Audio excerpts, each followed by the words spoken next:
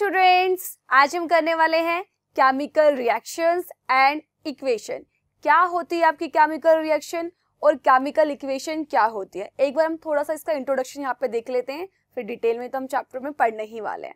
तो chemical reaction क्या होती है आपकी, जब आप दो या फिर दो से ज्यादा सब्सटेंस को क्या कर देते हैं, रिएक्ट करवा देते हैं, मिक्स करवा देते हैं और वहां से आपको एक नया सब्सटेंस मिलता है। ठीक है, दोबारा से सुनिए, जब आप दो या फिर दो से ज्यादा सब्सटेंस को मिक्स करते हैं, रिएक्ट करवा देते हैं और वहां से आपको एक नया सब्सटेंस मिलता है और वो जो नया सब्सटेंस आपको मिलता है उसकी प्रॉपर्टीज इन पहले वालों से डिफरेंट होती है या फिर कुछ नई होती है, तो इसको आप बोलते हैं केमिकल रिएक्शन। ठीक है, इस कंडीशन को आप सिंपली क्या करेंगे, वर्ड्स में लिख देंगे तो वो हो गई आपकी केमिकल रिएक्शन। एग्जाम्पल लेते हैं, एग्जाम्पल से आपको अच्छे से समझ में आ जाएगा। देखो, आप सभी ने ये रिएक्शन तो देखी ही होगी, एसिड बेस वाली रिएक्शन। एसिड और बेस को हमने रिएक्ट करवाया, यानी कि एसिड आपका एक सब्सटेंस हो गया, बेस आपका एक सब्सटेंस हो गया। ये जो आपकी एसिड बेस वाली रिएक्शन है आपने क्लास 9 के अंदर पढ़ी हुई है। ठीक है, इसको हम न्यूट्रलाइजेशन रिएक्शन बोलते हैं। ओके, जब आप एसिड और बेस को रिएक्ट करवाते हैं वहां से मिलता है आपको सॉल्ट। क्या मिलता है, सॉल्ट मिलता है, साथ में आपको वाटर मिलता है। तो देखो, एसिड आपका क्या था, एसिड आपका एक सब्सटेंस था, बेस था, ये भी एक सब्सटेंस था। इन दोनों को आपने रिएक्ट करवाया, मिक्स करा, यहां से आपको एक नया सब्सटेंस मिला, सॉल्ट। जो सॉल्ट की प्रॉपर्टी होगी एसिड और बेस से एकदम क्या होगी, डिफरेंट होगी और साथ में आपको वाटर में मिला। ये है भाई आपकी केमिकल रिएक्शन। अब हम क्या करते हैं, एक एग्जांपल ले लेते हैं। एसिड की जगह हम यूज कर लेते हैं हाइड्रोक्लोरिक एसिड। क्या यूज कर रहे हैं हम, हाइड्रोक्लोरिक एसिड। ओके, बेस की जगह हम यूज कर लेते हैं सोडियम हाइड्रोक्साइड। क्या यूज कर रहे हैं हम, सोडियम हाइड्रोक्साइड। सोडियम हाइड्रोक्साइड आपका एक बेस होता है और हाइड्रोक्लोरिक एसिड आपका एक एसिड होता है। इन दोनों को आप रिएक्ट कराओगे तो यहां से आपको जो सॉल्ट मिलता है वो मिलता है आपको सोडियम क्लोराइड। क्या मिलता है आपको, सोडियम क्लोराइड। यानी कि जो आप नमक खाते हैं घर में वो होता है आपका सोडियम क्लोराइड और साथ में मिलता है आपको वाटर। क्या मिलता है आपको, वाटर। क्लियर हो गया। तो ये हो गई भाई आपकी केमिकल रिएक्शन। क्या हो गई है ये, केमिकल रिएक्शन। और अगर आप केमिकल रिएक्शन को उसके सिंबल, केमिकल रिएक्शन को आप सिंबल या फिर फॉर्मूला के फॉर्म में रिप्रेजेंट कर देते हैं तो आपकी केमिकल रिएक्शन ही आपकी केमिकल इक्वेशन कहलाती है। दोबारा से सुनिए, जब आप केमिकल रिएक्शन को उसके सिंबल या फिर फॉर्मूलाज के फॉर्म में रिप्रेजेंट कर देते हैं, केमिकल रिएक्शन ही आपकी केमिकल इक्वेशन कहलाती है। जैसे कि आप सभी को पता है हाइड्रोक्लोरिक एसिड को आप HCl लिखते हैं, H से हाइड्रोजन, Cl से क्लोरीन, तो ये बन गया आपका हाइड्रोक्लोरिक एसिड। प्लस में सोडियम हाइड्रोक्साइड, सोडियम को आप Na से रिप्रेजेंट करते हैं और हाइड्रोक्साइड को OH से, हाइड्रोक्साइड का OH फॉर्मूला होता है। ठीक है, तो NaOH आपका सोडियम हाइड्रोक्साइड बन गया। इन दोनों की रिएक्शन करवाई और यहां से मिलता है आपको सोडियम क्लोराइड, यानी कि NaCl, है ना। सोडियम मतलब Na, क्लोराइड मतलब Cl, क्लोरीन, साथ में मिल गया आपको वाटर। आपने क्या करा, केमिकल रिएक्शन को सिंपली इसके फॉर्मूला के फॉर्म में रिप्रेजेंट कर दिया, तो ये बन गई आपकी केमिकल इक्वेशन। क्या बन गई है ये, केमिकल इक्वेशन। तो इस चैप्टर में हम यही पढ़ेंगे, केमिकल रिएक्शन और इक्वेशन को हम डिटेल में पढ़ने वाले हैं। केमिकल रिएक्शन के अंदर ये जो रिएक्शन पार्टिसिपेट करते हैं इन्हें क्या बोलते हैं, और यहाँ से जो आपका न्यू सब्सटेंस बना इन्हें क्या बोलते हैं, ये सारी बातों को डिटेल में समझने के लिए आप सभी बच्चे इस वीडियो को एंड तक जरूर देखिएगा।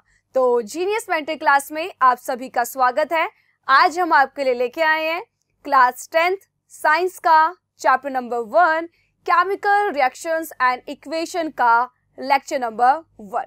तो आज का लेक्चर स्टार्ट करने से पहले आप सभी बच्चे अपनी साइंस एनसीईआरटी की बुक को ओपन करके बैठेंगे, क्योंकि यहाँ पे आपको जो भी कंटेंट प्रोवाइड किया जाता है वो आपको एनसीईआरटी में से ही लिया जाता है। तो जब भी आप लेक्चर सीखो तो आपको अपनी एनसीईआरटी की बुक को ओपन करके बैठना है, और आप जब भी लेक्चर सीखो ना तो आपको हमेशा नोटबुक पेन लेके बैठना है।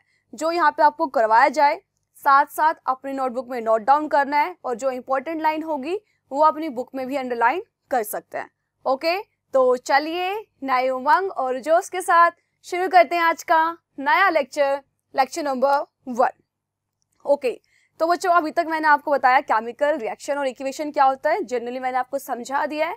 अब हम क्या करेंगे, अब हम इस चैप्टर का कंटेंट देख लेते हैं, यानी कि चैप्टर नंबर 1 के अंदर आप क्या क्या चीजें पढ़ने वाले हैं, ताकि आपको ऐसे मुश्किल सा ना लगे कि भाई पता नहीं क्या ही पढ़ने वाले हैं इसके अंदर। ठीक है, तो एक बार हम इस चैप्टर का कंटेंट देख लेते हैं कि इस चैप्टर के अंदर आप कौन कौन से टॉपिक कवर करने वाले हैं। ओके, सबसे पहले हम देखेंगे इंट्रोडक्शन, जो कि मैंने आपको बता दिया, और थोड़ी बातें और आज हम कर लेंगे इंट्रोडक्शन के ऊपर।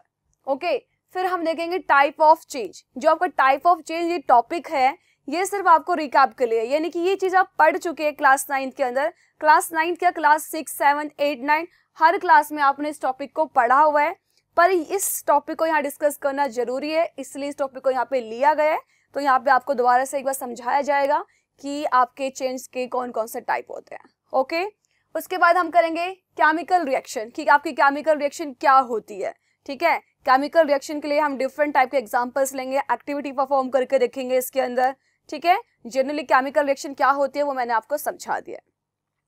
आगे क्या करेंगे हम, कैरेक्टरिस्टिक्स ऑफ केमिकल रिएक्शन, यानी कि आपकी केमिकल रिएक्शन की क्या क्या विशेषताएं होती है, ये हम पढ़ने वाले हैं इस टॉपिक के अंदर। ठीक है, ये भी आपको एकदम डिटेल में करवाया जाएगा। ओके, फिर हम देखेंगे केमिकल इक्वेशन क्या होती है आपकी, ये भी मैंने आपको बता दिया। वैसे तो केमिकल इक्वेशन क्या होती है, जब आप केमिकल रिएक्शन को उसके सिंबल या फिर फॉर्मूला के फॉर्म में रिप्रेजेंट करते हैं तो आपकी केमिकल रिएक्शन ही केमिकल इक्वेशन कहलाती है। ओके, चैप्टर के अंदर इसको और डिटेल में देखेंगे।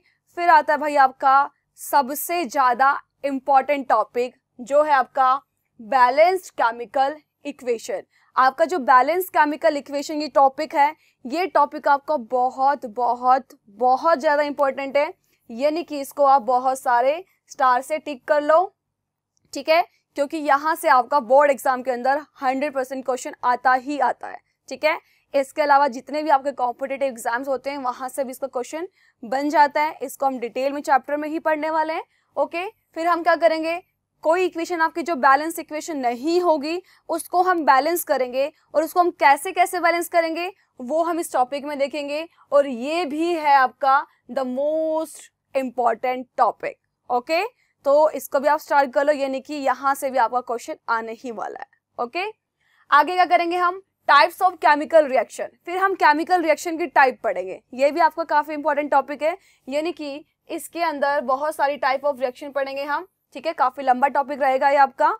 ओके, पर काफी इंटरेस्टिंग रहेगा। ठीक है, आगे देखो ऑक्सीडेशन एंड रिडक्शन रिएक्शन। वैसे तो ये इसी का ही पार्ट है, पर ऑक्सीडेशन एंड रिडक्शन रिएक्शन को हम बहुत ज्यादा डिटेल में पढ़ने वाले हैं। ठीक है, फिर उसके बाद हम पढ़ेंगे इफेक्ट्स ऑफ ऑक्सीडेशन रिएक्शन, यानी कि ऑक्सीडेशन और रिडक्शन रिएक्शन के जो इफेक्ट्स होंगे, इसके अंदर आप पढ़ोगे कोरोजन के बारे में। ठीक है, कि कोरोजन क्या होता है आपका, अगर कहीं पे कोरोजन लग जाता है तो उसको प्रिवेंट कैसे करते हैं। ठीक है, ये चीजें आप इस टॉपिक के अंदर पढ़ने वाले हैं। फिर लास्ट टॉपिक आपका रेनिसिडिटी, यानी कि आप खाने की चीजों को कैसे पैक करते हैं, इस टाइप की खाने की चीज को किस टाइप के बर्तन में पैक करना चाहिए, आपका पैकिंग में जो चिप्स वगैरह आते हैं उसमें कौन सी गैस होती है, ये जो सारे क्वेश्चंस है, ये सारी चीजें हम इस टॉपिक के अंदर डिस्कस करेंगे।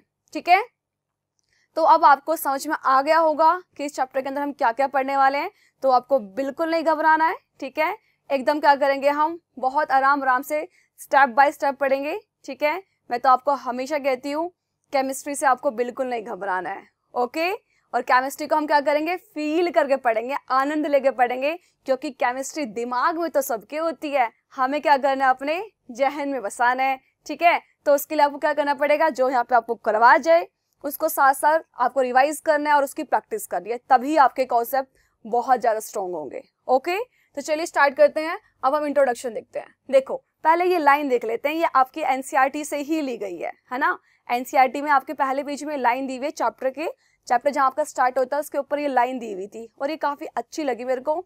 जनरली हम लोग क्या कर देते हैं, इग्नोर कर देते हैं ऐसी लाइनों को, पर ये काफी क्या है, अच्छी लाइन है, पढ़िए इसको।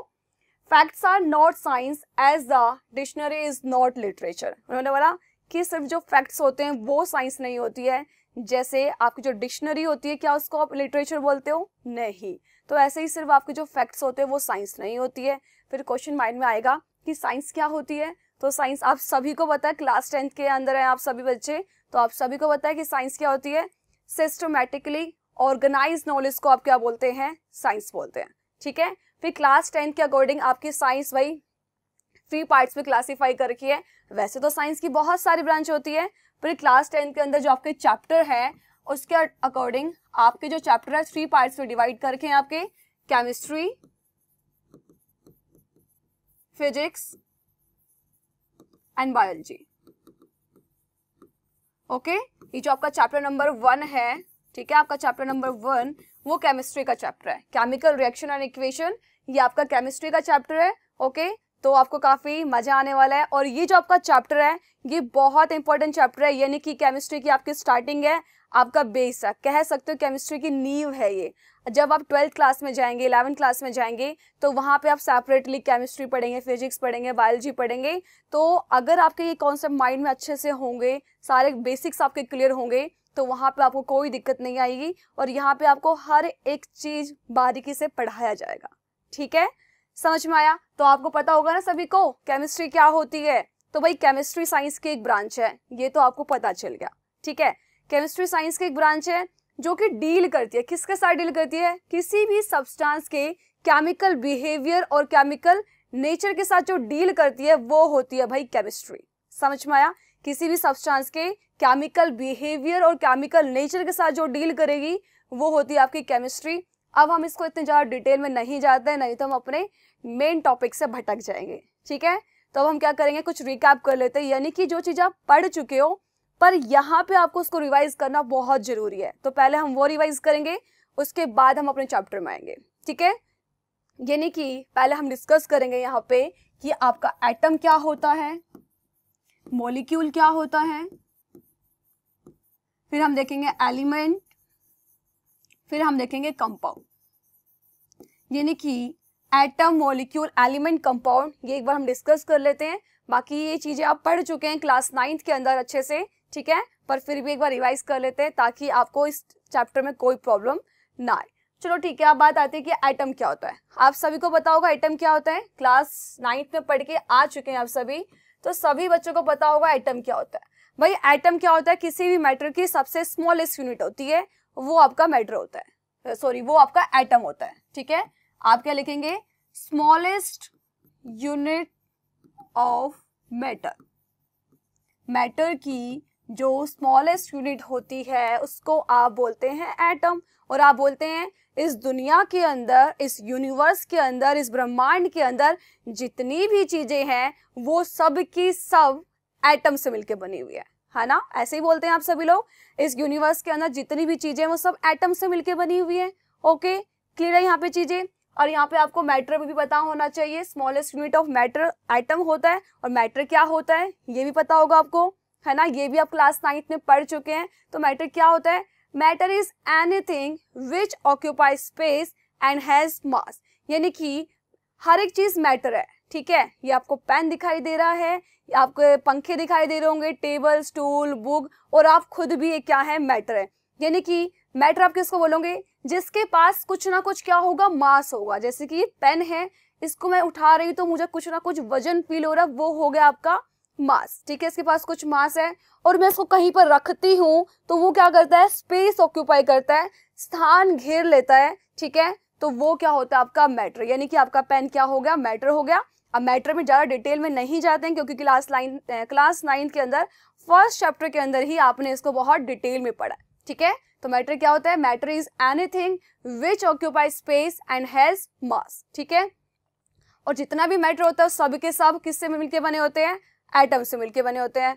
अब जो मेन बात यहाँ पे आती है, क्वेश्चन ये होता है कि आपके मन में आया होगा कि मैम अगर सारी चीजें एटम से मिलके बनी हुई है इस यूनिवर्स के अंदर, तो ये सारी चीजें अलग अलग क्यों दिखाई देती है? अगर सारी चीजें एटम से मिलके बनी हुई है तो सबको सेम दिखाई देना चाहिए, ये अलग अलग क्यों दिखाई देती है? सबके माइंड में आया होगा ये क्वेश्चन। देखो एग्जाम्पल ले लेते हैं, जैसे ये अर्थ है, ओके। अर्थ के अंदर क्या होता है भाई, ट्री होता है, ठीक है, ट्री भी होता है, ओके। आपके पास ये लिखो, मैंने बना दिया सुंदर सा ये डक, ये डक भी होता है, ओके। और एग्जाम्पल ले लेते हैं, और मैंने बना लिया यहाँ पे, और ये बना लिया मैंने एप्पल, ओके, एप्पल है, और यहाँ बना लेती हूँ एक टेबल, ओके, ये है टेबल, ये एप्पल और ये ट्री। ये सारी की सारी चीजें क्या है, इसी ब्रह्मांड के अंदर एग्जिस्ट करती है, यूनिवर्स के अंदर एग्जिस्ट करती हैं, और ये सारी की सारी चीजें मैटर से एटम से मिलके बनी हुई हैं। अब सारी चीजें एटम से मिलके बनी हुई हैं, तो ये सारी चीजें सेम होनी चाहिए, यानी कि आपका ट्री और डक एक होना चाहिए, है ना, ऐसा होना चाहिए, क्योंकि मैं कह रही सारी चीजें एटम से मिलके बनी हुई है। पर ये सारी की सारी चीजें सेम तो नहीं है। क्या आपका ट्री डक जैसा है? क्या डक आपका टेबल जैसा है? एप्पल टेबल जैसा है? नहीं, ये सारी चीजें अलग अलग हैं। ये सारी अलग अलग क्यों है? इसका आंसर है कि भाई हमारे पास सिर्फ एक ही टाइप के एटम्स नहीं है ना। क्या बोला मैंने कि हमारे पास सिर्फ एक ही टाइप के एटम्स नहीं है, हमारे पास अभी तक 118 टाइप के एटम्स आपको मिल चुके हैं, ठीक है। या फिर आप बोल सकते हो अभी तक यूनिवर्स में 118 टाइप के एलिमेंट की डिस्कवरी हो चुकी है। अब हम क्या करेंगे, 118 टाइप के पास आपके पास एटम है, इनके डिफरेंट कॉम्बिनेशन से आपको डिफरेंट सब्सटेंस मिलेगा, ठीक है। क्या बोला मैंने, इनके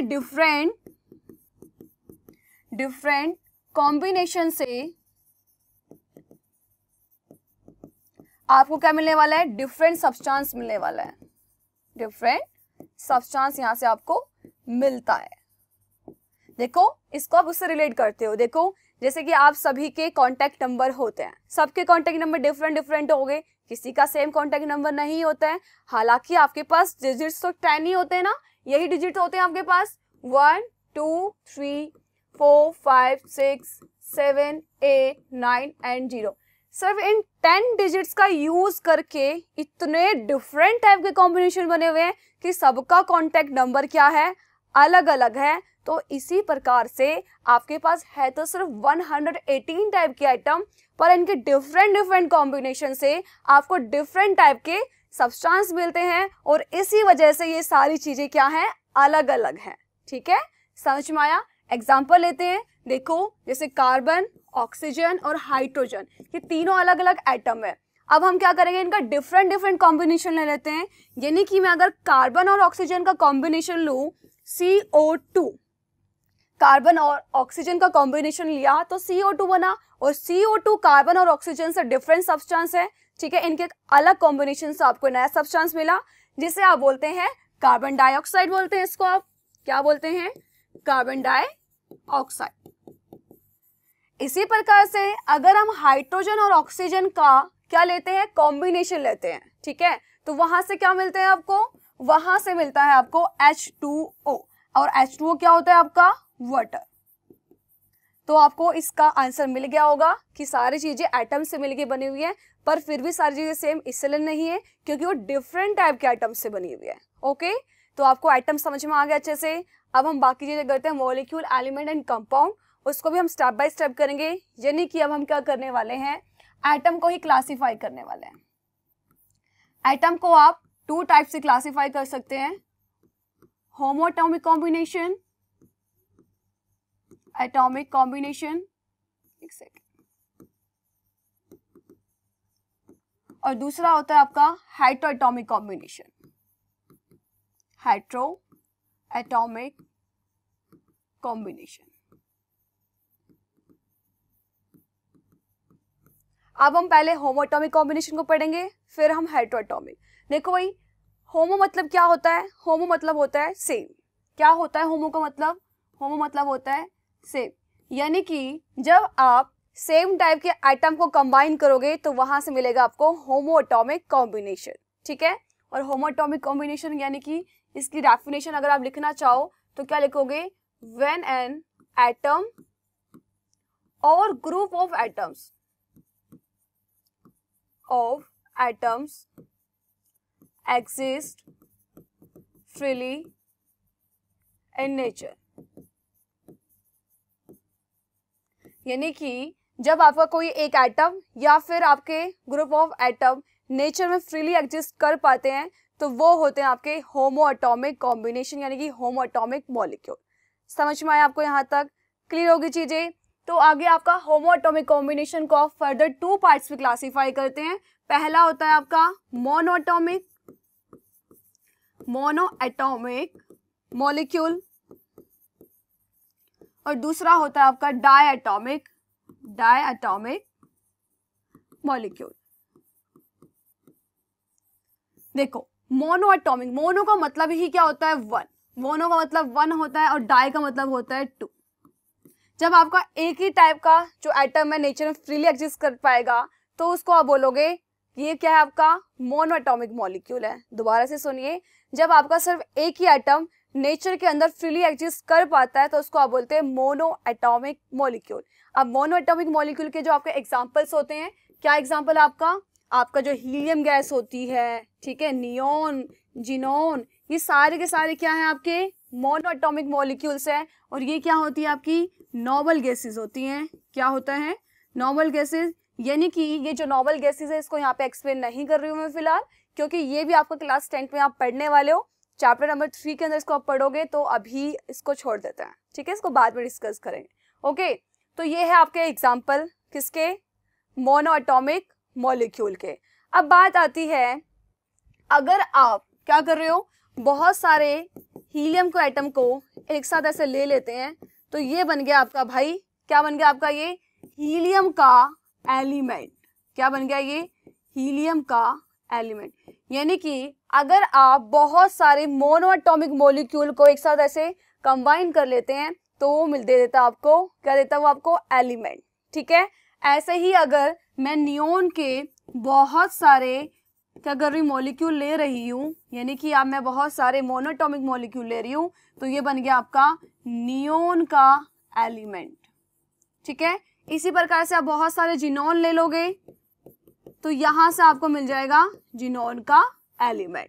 समझ में आया आपको? मोनो एटॉमिक मॉलिक्यूल समझ में आया, एलिमेंट समझ में आया। देखो अगर आप क्या ले रहे हो? मेटल ले रहे हो। मेटल के अंदर मान लो मैंने एग्जांपल ले लिया जिंक। अगर आप बहुत सारे जिंक को ऐसे जिंक के एटम को क्या कर देते हो? मिला देते हो तो ये बन जाता है आपका जिंक का एलिमेंट। क्या बन गया? ये जिंक का एलिमेंट बन गया। और अगर आप क्या कर रहे हो? बहुत सारे गोल्ड को आप AU से रिप्रेजेंट करते हैं, गोल्ड के एटम को ऐसे कंबाइन किया तो ये बन गया आपका गोल्ड का एलिमेंट। क्या बन गया? ये गोल्ड का एलिमेंट। अब यहाँ पे एक बात जो नोट करने वाली है वो क्या है? जो मेटल के अंदर आपने जिंक के एटम लिया ये मॉलिक्यूल नहीं होते हैं, ठीक है, ये एलिमेंट होते हैं, मॉलिक्यूल नहीं होते हैं। पर ये जो आपका नोबल गैसेस है ये मॉलिक्यूल होते हैं, यानी कि नेचर के अंदर ये फ्रीली एग्जिस्ट कर सकते हैं। पर जो आपका मेटल का एटम है, सिर्फ जिंक का एक एटम ऐसे नेचर में फ्रीली एग्जिस्ट नहीं कर सकता है, ठीक है, इसलिए ये आपका मॉलिक्यूल नहीं है। समझ में आया आपको? क्लियर होगी चीजें? मोनो एटॉमिक मॉलिक्यूल क्लियर हो गया।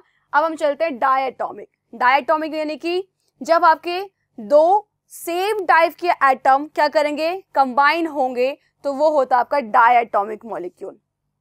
डाई मतलब दो एटम कंबाइन होंगे। और भाई आपका जो डायटॉमिक है वो किसका पार्ट है? होमो एटॉमिक का, ठीक है। तो इसलिए दो जो आपके एटम होंगे वो दोनों एटम सेम टाइप के होने चाहिए, ठीक है। सेम टाइप के दो एटम जब आपके कंबाइन करते हैं तो वहां से मिलता है आपका डायटॉमिक मॉलिक्यूल। इसका एग्जांपल होता है, आप सभी ने सुना होगा, हाइड्रोजन, ऑक्सीजन, नाइट्रोजन, ये सारे आपके डायटॉमिक मॉलिक्यूल होते हैं। क्योंकि आप देखो आप 10th क्लास में आ गए हो, हाइड्रोजन ऑक्सीजन का यूज तो आप बचपन से करते आ रहे हो, यानी कि आप 5th 6th क्लास से करते आ रहे हो। तो जब भी बात ऑक्सीजन की आती है तो आप हमेशा उसको O2 लिखते हैं, आपने कभी सिंगल O नहीं लिखा होगा, ठीक है। क्यों नहीं लिखा?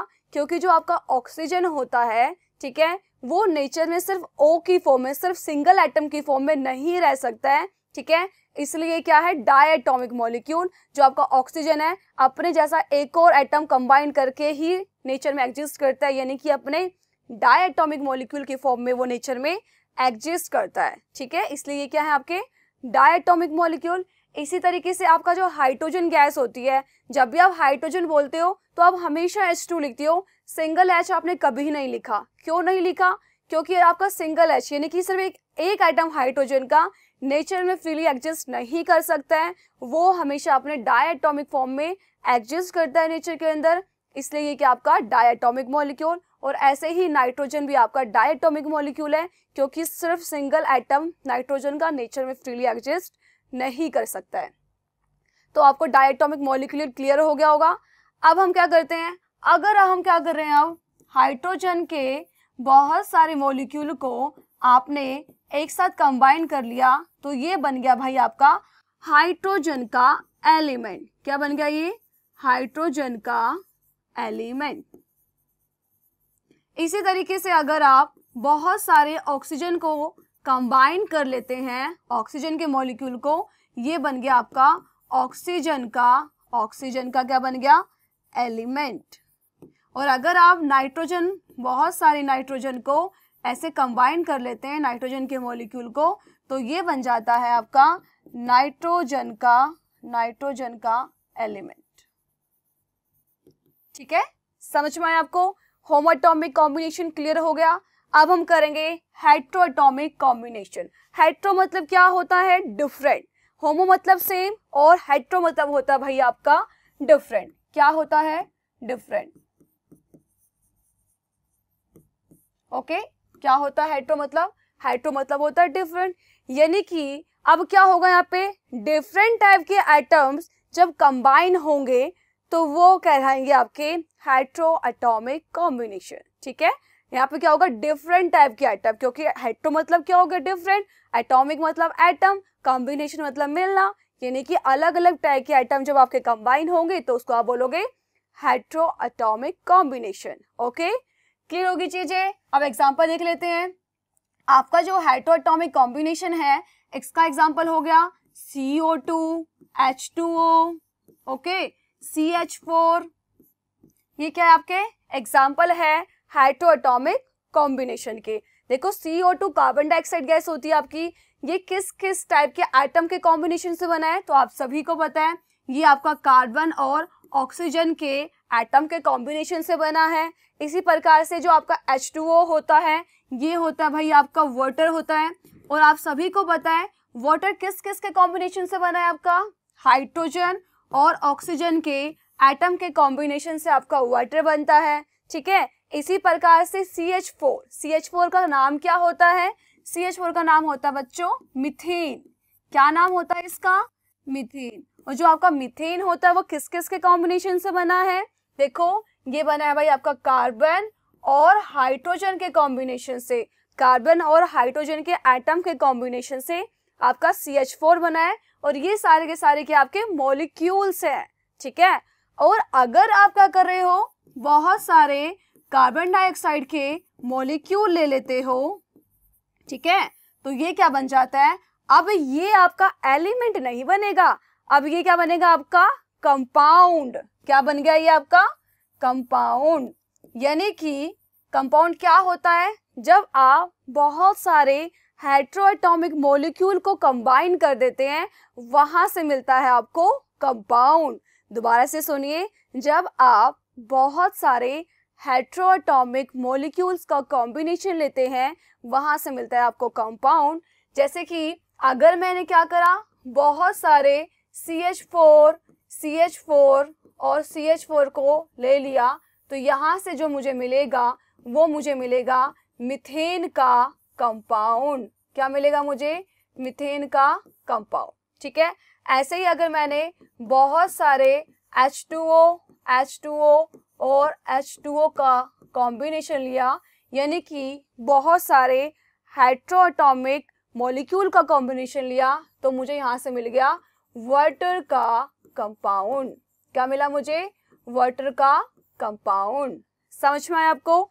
सारी चीजें क्लियर हो गई है। अब मैं क्या करने वाली हूँ, अब मैं सिर्फ एक लाइन में जो कुछ आपको करवाया अभी तक उसको कंक्लूड करने वाली हूँ। ठीक है, तो देखो, आपका जो H है वो क्या है? आपका ये है भाई आपका एटम। ओके, अगर मैंने H2 लिख लिया तो H2 क्या हो गया आपका? H2 हो गया भाई आपका, क्या हो गया आपका? Diatomic molecule. और डायटोमिक के अंदर भी आपका होमो एटॉमिक मॉलिक्यूल। क्या हो गया आपका? होमो एटॉमिक मॉलिक्यूल। ओके, अब मैं H2O की जगह अगर मैं बहुत सारे H2 और H2O को एक साथ कंबाइन कर लूं तो ये बन गया भाई आपका एलिमेंट। क्या बन गया ये? एलिमेंट। ओके, और अगर मैं H2 की जगह H2O लिखूं बस, ठीक है, तो ये H2O क्या बन गया आपका? ये बन गया आपका हेट्रोएटॉमिक मॉलिक्यूल। क्या बन गया ये बन गया भाई आपका हेट्रोएटॉमिक मॉलिक्यूल। क्या बन गया? Heteroatomic molecule. ओके, ये बन गया आपका हेट्रोएटॉमिक मॉलिक्यूल। अगर मैं एक गिलास भर के पानी ले लूं, यानी कि उसके अंदर बहुत सारे H2O के मॉलिक्यूल्स हो गए। क्या बोला मैंने? अगर मैंने एक गिलास भर के पानी ले लिया, यानी कि H2O के बहुत सारे मॉलिक्यूल ले लिए, तो वो क्या बन गया आपका? वो बन गया आपका कंपाउंड। क्या बन गया वो आपका? कंपाउंड। ठीक है, समझ में आया आपको? क्लियर होगी चीजें? ओके, तो आपको एटम, मॉलिक्यूल, एलिमेंट, कंपाउंड समझ में आ गया। अब हम देखते हैं टाइप ऑफ चेंज। ठीक है, अब हम क्या देखने वाले हैं? टाइप ऑफ चेंज, कि आपका जो चेंज है वो किस किस टाइप का होता है। ये टॉपिक आप पढ़ चुके हैं। कहाँ पढ़ चुके हैं? क्लास 9th के अंदर, है ना। क्लास 9th ही नहीं, क्लास 6, 7, 8 हर क्लास में आपने टॉपिक पढ़ा हुआ है, पर यहाँ पे इसको डिस्कस करना बहुत जरूरी है, इस वजह से यहाँ पे डिस्कस किया जा रहा है। ओके, तो चेंज क्या होता है ना। आप किसी भी सब्सटेंस में कब बोलते हो कि इसमें चेंज आया है? जब उस सब्सटेंस का कुछ कलर चेंज हो जाए, अपीयरेंस चेंज हो जाए, या फिर उसकी शेप चेंज हो जाए, साइज चेंज हो जाए, या फिर उसका केमिकल कॉम्पोजिशन चेंज हो जाए, केमिकल बिहेवियर में चेंज आ जाए, तो आप बोलते हो कि भाई इस ऑब्जेक्ट के अंदर, इस सब्सटेंस के अंदर क्या आया है? चेंज आया है ना। ऐसा ही होता है। मान लो ये पेन है, इसको मैंने तोड़ दूं, फिर क्या हो जाएगा? इसमें क्या आ गया? चेंज आ गया। तो यही क्या होता है आपका? चेंज। यानी कि किसी भी सब्सटेंस में आप ऑल्ट्रेशन कर देते हैं या फिर आ जाती है। ऑल्ट्रेशन करने का मतलब परिवर्तन कर देते हैं या फिर आ जाता है, तो उसको आप बोलते हैं चेंज। ठीक है, देखो आप जब कुछ साल पहले आप छोटे थे, आपकी हाइट छोटी थी, आप धीरे धीरे बढ़ रहे हैं, ठीक है, आपकी हाइट में चेंज आया, बदलाव आया। ये क्या है? चेंज ही तो है। एक फूल होता है, पहले कली के अंदर बंद होता है, धीरे धीरे धीरे वो खिलता है। ठीक है, पहले कली के अंदर बंद था, फिर वो खिल गया। तो ये भी क्या आपका एक चेंज है। देखो रोज सुबह भी होती है, शाम भी होती है, रात भी होती है, तो ये क्या है? ये भी तो चेंज है आपका। अभी देखो गर्मियों के दिन चल रहे हैं, कुछ टाइम बाद सर्दियों के दिन आएंगे, फिर बरसात के आएंगे, अलग अलग टाइप की आपकी क्या आती हैं? ऋतुएं आती हैं। तो ये भी क्या है? आपका एक चेंज है। तो आपको चेंज समझ में आया? ओके, तो अब आपका जो चेंज होता है 2 टाइप्स में क्लासीफाई किया गया है, 2 पार्ट्स में डिवाइड किया गया है। पहला है आपका फिजिकल चेंज, फिर आपका केमिकल चेंज। आपका फिजिकल चेंज क्या होता है? जब किसी सब्सटेंस के अंदर उसकी फिजिकल प्रॉपर्टीज के अंदर चेंज आ जाता है, तो आप बोलते हो कि उस सब्सटेंस के अंदर क्या हुआ है? फिजिकल चेंज हुआ है। ठीक है, क्या बोला मैंने? जब किसी भी सब्सटेंस के अंदर क्या होता है? उसकी फिजिकल प्रॉपर्टीज के अंदर चेंज आता है, तो आप बोलते हो भाई उसके अंदर क्या हुआ है? फिजिकल चेंज हुआ है। अब बात आती है कि मैम फिजिकल प्रॉपर्टीज क्या होती है? फिजिकल प्रॉपर्टीज आप सभी को पता है, अगर किसी सब्सटेंस के साइज में, शेप में, कलर में, या फिर उसके मेल्टिंग पॉइंट में, बॉइलिंग पॉइंट के अंदर, ठीक है, या फिर आप बोल सकते हो डेंसिटी में, ठीक है, इन सब में, या फिर आप बोल सकते हो स्टेट में, ठीक है, किसी सब्सटेंस के साइज, शेप, कलर, डेंसिटी, क्या बोलते हैं, state, melting point, boiling point, इसमें चेंज आता है, तो इसका मतलब वहां पे क्या हुआ है? फिजिकल चेंज हुआ है। क्लियर होगी चीजें? समझ में आई आपको? ओके, एक बात और होती है, जो आपका फिजिकल चेंज होता है मे बी रिवर्सिबल, वो रिवर्सिबल हो सकता है। ठीक है, जो आपका फिजिकल चेंज होता है वो क्या होता है? रिवर्सिबल भी हो सकता है। कंडीशन देखो, मे बी लिख रही हूँ यहाँ पे मैं, ठीक है, तो ये मत सोचना कि हमेशा रिवर्सिबल होता है, मे बी रिवर्सिबल हो सकता है। देखो मेरे पास, एज्यूम करो कि मेरे पास एक रबर बैंड है, ठीक है, आपने जो बालों में रबर लगाते हो वो है, उसको आप खींच रहे हो, ठीक है, आपने उसको खींचा तो उस रबर में चेंज आया, ठीक है, उस रबर में चेंज आया, यानी कि उसकी क्या हो गया? उसका साइज चेंज हो गया, वो लेंथ में क्या हो गया? लंबा हो गया। फिर आपने उसको वापस छोड़ दिया तो वो वापस अपनी ओरिजिनल स्टेट में आ जाते हैं, ठीक है, तो ये आपका फिजिकल चेंज है। और ये वाला चेंज तो आपका रिवर्सिबल भी था, है ना, ये चेंज क्या था आपका, रिवर्सिबल था। तो आपको समझ में आया फिजिकल चेंज क्या होता है, क्लियर होगी चीजें। ओके, अब हम पढ़ते हैं केमिकल चेंज। केमिकल चेंज क्या होता है, जब किसी भी सब्सटेंस के केमिकल बिहेवियर में या फिर केमिकल कॉम्पोजिशन में चेंज आता है तो उसे हम बोलते हैं केमिकल चेंज। केमिकल कॉम्पोजिशन के अंदर उसका फॉर्मूला चेंज हो गया, उसकी मात्रा चेंज होगी, तो वो होता है आपका केमिकल चेंज। ठीक है, समझ में आया। और जब भी केमिकल चेंज होता है भाई, वहां पे हमेशा केमिकल रिएक्शन होती है। जब भी केमिकल चेंज होता है वहां पे क्या होता है, हमेशा केमिकल रिएक्शन होती है। और जब भी केमिकल चेंज होता है भाई, तो वहां पे आपका न्यू सब्सटेंस बनता है। क्या होता है, न्यू सब्सटेंस जो होता है आपका फॉर्म होता है, वहां पे न्यू सब्सटेंस बनता है। और आपका केमिकल चेंज हमेशा क्या होता है, इरिवर्सिबल होता है। केमिकल चेंज क्या होता है आपका, इरिवर्सिबल होता है। वहां पे जब भी केमिकल चेंज होगा नया सब्सटेंस बनेगा और वहां पे क्या होगी, आपकी रिएक्शन भी होगी। तो इस चैप्टर के अंदर हमारा केमिकल चेंज के अंदर क्या रहेगा, ज्यादा फोकस रहने वाला है। ठीक है, अब एग्जांपल लेते हैं जहां पे आप फिजिकल और केमिकल चेंज को समझेंगे। मैंने क्या लिया, लकड़ी ले ली। ठीक है, मैंने लिया वुड। आप वुड को क्या कर रहे हैं, कट कर रहे हैं और बर्न कर रहे हैं। लकड़ी ली आपने, लकड़ी को काटने शुरू कर दिया, छोटे छोटे टुकड़ों में काट दिया। अब जो आपने लकड़ी को कट करा तो वो आपका फिजिकल चेंज है या फिर केमिकल चेंज है, बताइए। लकड़ी को कट करना आपका एक क्या है, फिजिकल चेंज है, क्योंकि आपने लकड़ी को कट करा तो उसकी प्रॉपर्टीज में कोई चेंज नहीं आया, वो अभी भी लकड़ी जैसा ही काम करेगी। बस चेंज कहाँ आया, चेंज आया उसके साइज और शेप में, यानी कि उसका साइज छोटा हो गया अब लकड़ी को आपने कट कर दिया तो। ठीक है, तो ये हो गया आपका केमिकल चेंज, ये हो गया आपका फिजिकल चेंज। आपका फिजिकल चेंज है पर ये रिवर्सिबल नहीं है, क्योंकि अब लकड़ी कट होगी तो यार उसको वापस कैसे ही जोड़ोगे, ठीक है, नहीं जोड़ सकते। तो ये हो गया आपका फिजिकल चेंज। दोबारा से बोल रही हूँ, इस पे ज्यादा ध्यान नहीं देना है कि हमेशा रिवर्सिबल होगा, किसी किसी केस में रिवर्सिबल हो सकता है। ठीक है, तो आपको फिजिकल चेंज समझ में आया, यानी कि लकड़ी का कट करना क्या हो गया आपका फिजिकल चेंज। अगर मैं लकड़ी को जला दूं, मैंने क्या करा भाई, लकड़ी को जला दिया। अब लकड़ी को जलाया मैंने, तो वो क्या है आपका एक केमिकल चेंज है। वो केमिकल चेंज क्यों है, लकड़ी को जलाया तो वहां से आपको राख मिली है, यानी कि आपको नया सब्सटेंस मिला है। ठीक है, मैंने कहा था जब भी केमिकल चेंज होता है वहां से आपको नया सब्सटेंस मिलता है। और ये चेंज आपका रिवर्सिबल भी नहीं है, यानी कि ये चेंज क्या आपका इरिवर्सिबल। रिवर्सिबल क्या होता है, आपने कुछ चेंज करा वापस अपनी ओरिजिनल स्टेट में आ गया, तो ये होगा रिवर्सिबल। और अगर वो वापस अपनी ओरिजिनल स्टेट में नहीं आ सकता तो वो होता आपका इरिवर्सिबल। अब आपने लकड़ी को जला दिया, वहां से आपको राख मिली, क्या आप राख को वापस लकड़ी बना सकते हैं क्या, बिल्कुल नहीं बना सकते, यानी कि ये चेंज आपका इरिवर्सिबल है। और यहाँ पे आपको नया सब्सटेंस भी मिला है, तो इसलिए लकड़ी का जो जलना है वो है आपका एक केमिकल चेंज। समझ में आया आपको, फिजिकल और केमिकल चेंज समझ में आया। ओके, एक और एग्जांपल लेती हूँ तो एकदम फिर क्लियर हो जाएगा। देखो, अब हम बनाते हैं रोटियां। ठीक है, सभी बच्चों को आती है रोटी बनानी, नहीं आती नहीं होगी यार, मतलब पता तो होगा कैसे बनाते हैं, प्रोसीजर पता होगा रोटी बनाने का। आटा गूंथते हैं, है ना, गोल गोल करते हैं, फिर उसको बेलते हैं, फिर तवे में डालते हैं। लो मैंने बता दिया। ठीक है, ऐसे बनती है रोटियां। ओके, अब क्या करें, हम रोटी बना रहे हैं, यानी कि हमने क्या करा, वहां से आटे में से गोल गोल लिया, फिर इसको हम क्या कर रहे हैं, बेल रहे हैं। तो ये चेंज क्या हो गया आपका फिजिकल चेंज, है ना। आपने क्या करा, सिर्फ उसकी शेप में चेंज लेके आए हो आप। ठीक है, आपने रोटी को बेला। अब आप सोच रहे हो कि यार इसकी अच्छी गोल मटोल शेप नहीं आई, इसको यार दोबारा से बेलूंगा। आपने क्या करा, उसको वापस करा गोल गोल और वापस आटे में, यानी कि अब ये चेंज आपका रिवर्सिबल भी हो गया, है ना, रिवर्सिबल हो गया आपका। पहले आपने क्या करा, आटे से लिया, गोल गोल करा, बेला, फिर आपको पसंद नहीं आई तो वापस उसको गोल गोल करा और आटे में डाल दिया। ठीक है, ये चेंज आपका रिवर्सिबल हो गया, यानी कि ये आपका फिजिकल चेंज है।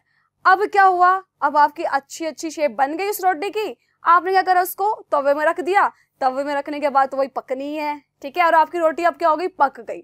अब आपकी रोटी पक गई तो उसका टेस्ट अलग होता है ना, कच्ची रोटी, आटे का टेस्ट और रोटी का टेस्ट अलग अलग होता है, यानी कि आपको नया सब्सटेंस मिल गया। और इसके अलावा अब आपकी रोटी पक गई भाई, पकी हुई रोटी को आप कच्चा कर पाओगे क्या, बिल्कुल नहीं कर पाओगे। ठीक है, यानी कि ये आपका चेंज इरिवर्सिबल भी हो गया और यहाँ से आपको नया सब्सटेंस भी मिला। रोटी का पकना आपका केमिकल चेंज है और रोटी को आपने सिर्फ बेला बेला, ये आपका फिजिकल चेंज है। समझ में आपको, क्लियर हो गया कॉन्सेप्ट। ओके, तो मैंने आपको कहा केमिकल चेंज के ऊपर ज्यादा फोकस रहेगा हमारा। अब हम केमिकल चेंज के कुछ एग्जांपल्स कर लेते हैं भाई। यहाँ से शुरू होती है आपकी एनसीईआरटी। अभी तक जो मैंने आपको करवाया ये मैंने अपनी तरफ से समझाया आपको, ताकि इस चैप्टर को आपको पढ़ने में कोई भी दिक्कतें ना आए, आपके जो बेसिक्स है वो क्लियर रहे, ठीक है। अब हम एग्जांपल्स देखते हैं केमिकल चेंज के। पहला एग्जांपल है milk is left at room temperature during summer. इन्होंने बोला आपने दूध को क्या करा गर्मी के मौसम के दौरान, ड्यूरिंग मतलब होता है दौरान, ठीक है। गर्मी के मौसम के दौरान आपने क्या करा, दूध को ऐसे ही रख दिया, फ्रिज में नहीं रखा, यानी कि किचन में ऐसे ही रूम टेम्परेचर पे छोड़ दिया, तो क्या होगा दूध के साथ, आपका दूध फट जाएगा, ठीक है। आप सभी ने देखा होगा गर्मियों के दिनों में अगर आप दूध को फ्रिज में नहीं रखते हैं 2-4 घंटे बाद आपका जो दूध है वो फट जाता है, और फटने के बाद क्या होता है उसकी दही जम जाती है। दही के अलावा कई लोग क्या करते हैं मौके पे चौका मार के उसका पनीर भी बना लेते हैं, ठीक है। तो यानी कि दूध से तो आपको एक अलग सब्सटेंस मिला ना, हमारा ध्यान दही और पनीर में नहीं है, हमको तो मतलब है भाई दूध से अलग सब्सटेंस मिल गया ना, तो यानी कि वो केमिकल चेंज हो गया, ठीक है। और अब उस फटे हुए दूध को आप अच्छा वाला दूध तो नहीं बना सकते हो, बिल्कुल नहीं बना सकते हो, यानी कि आपका ये चेंज क्या होगा, इरिवर्सिबल भी हो गया। तो ये हो गया आपका एक केमिकल चेंज का एग्जाम्पल, ओके। आगे देखो, an iron tawa pan nail is left expose to humid atmosphere. इन्होंने बोला किसी भी लोहे की चीज, पैन को, नेल को, इन सबको इन्होंने क्या करा, ह्यूमिड एटमोस्फेयर में रख दिया। एक्सपोज करना यानी कि उन्होंने बाहर रख दिया उसको, ओके।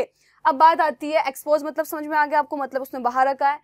ह्यूमिड मतलब क्या होता है ये भी आपको पता है, मैं आपको समझा चुकी हूँ। ह्यूमिड में यानी कि ह्यूमिडिटी, आप बोलते ना आज काफी ह्यूमिडिटी हो रही है, इसका मतलब क्या होता है, इसका मतलब होता है भाई amount of water vapour present in the air. Air के अंदर आपके कितने amount of water vapour present है उसको बोलते हैं ह्यूमिडिटी और ह्यूमिड एटमॉस्फेयर, ठीक है।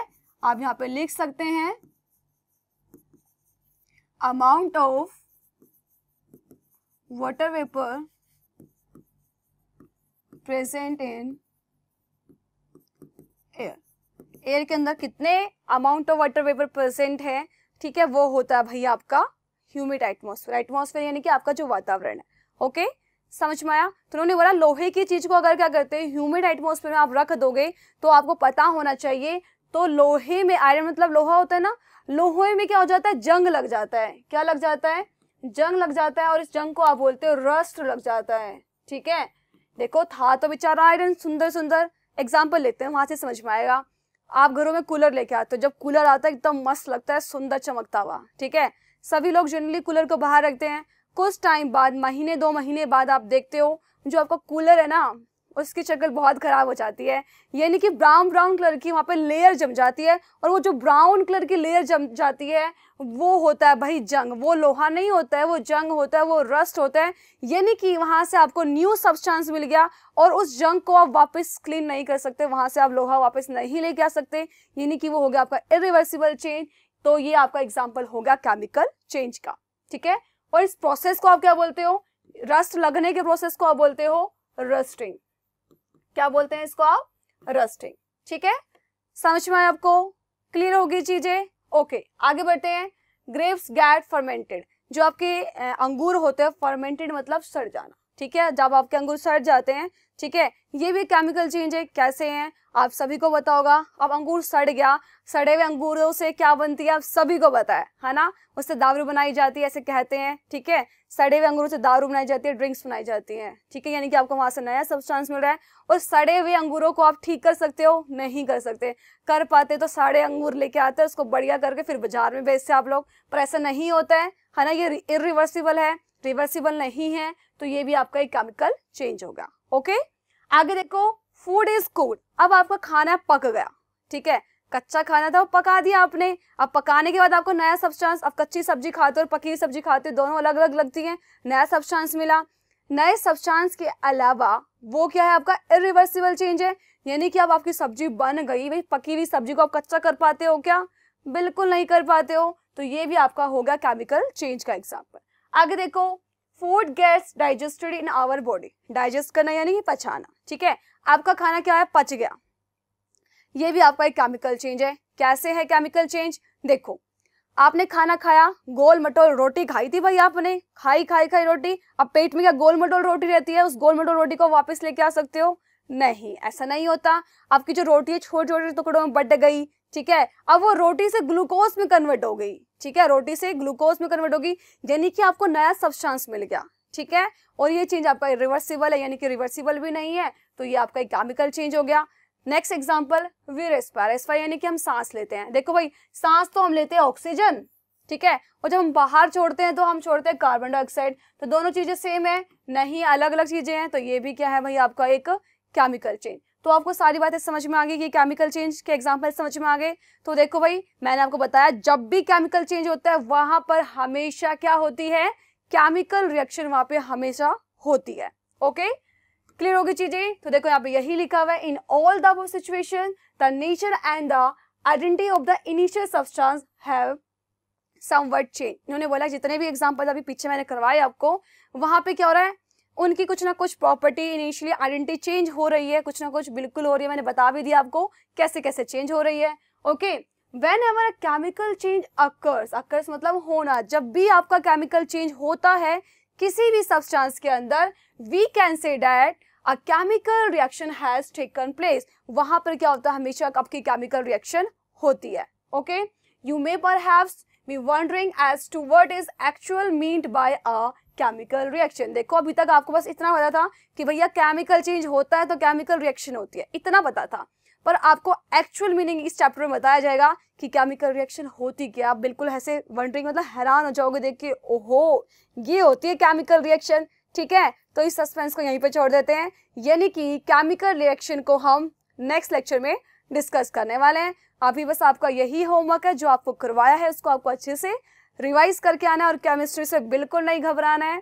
ओके, क्योंकि केमिस्ट्री दिमाग में तो सबकी होती है, हमें अपने जहन में बसाना है और उसके लिए हमें बहुत ज़्यादा प्रैक्टिस करनी पड़ेगी और अच्छे से रिवाइज करना पड़ेगा। ओके, तो आप सभी बच्चे इसको रिवाइज करके आना, और अगर हमारी वीडियोस अच्छी लगती है तो हमारे चैनल को लाइक शेयर एंड सब्सक्राइब जरूर कीजिएगा। ओके, और जीनियस मेंटर के साथ जुड़कर पढ़ते जाइए और आगे बढ़ते जाइए। मिलते हैं नेक्स्ट लेक्चर में। Thank you.